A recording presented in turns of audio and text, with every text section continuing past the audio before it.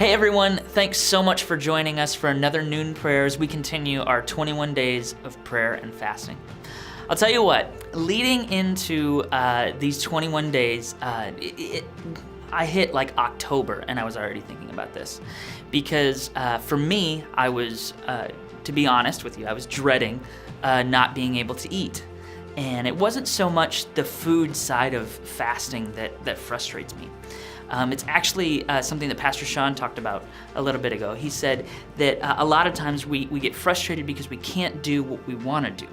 You know, we're depriving ourselves of something. And I know that's kind of the point of fasting, but I get frustrated by that. And then on top of that, I actually get really hangry. You know, when I don't have food, just ask my wife. When I don't have food, I get frustrated really easy. I'm really irritable, and I'm not fun to be around. And so I have to work really hard when I'm hungry to not be that way.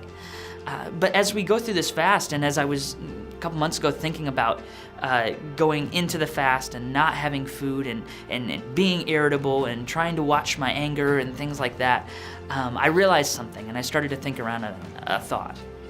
If all that I'm doing and if all that we're doing as we enter these fasts is, whether you're doing a food fast or something else, is just emptying yourself or just freeing up your time because maybe you're not doing something, or, you know, for us as a staff, it's, you know, changing our food and our diet to be liquid-based, you know. So if all we're doing is just emptying ourselves, we're just gonna end up empty. And as we go through a fast, we're just gonna get more and more empty. And there's not gonna be any substance to what we're doing. There's not going to be any point to or direction to where we're going. We're not going to be filled with anything if all we're doing is emptying ourselves. Proverbs 16, verse 3 says this: "Put God in charge of your work. Then what you've planned will take place." You know, as I entered this fast, I thought around that verse, and I thought, you know what, God, I want you to be in charge of this fast. You know, it's really easy for us to section out how we want to do things, how we want to empty ourselves, and putting ourselves in charge of our work and our ideas and our thought processes and things like that. And it's easy to miss the mark just slightly and miss the fact that we need to be poured into by God. We need to be filled by God. We don't just need to empty ourselves, but there's a second half to fasting and prayer.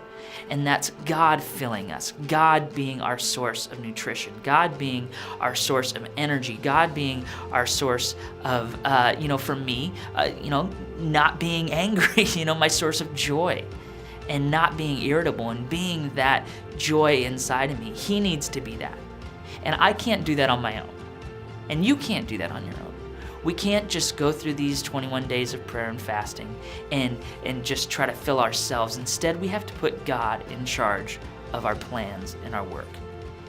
And then they'll come to pass, just like Proverbs says. So as you continue this 21 days of prayer and fasting, don't just empty yourself and sit there empty. Fulfill yourself with the one thing that can actually fill you. And that's the presence of the Lord. So be encouraged. You're doing great. We'll see you.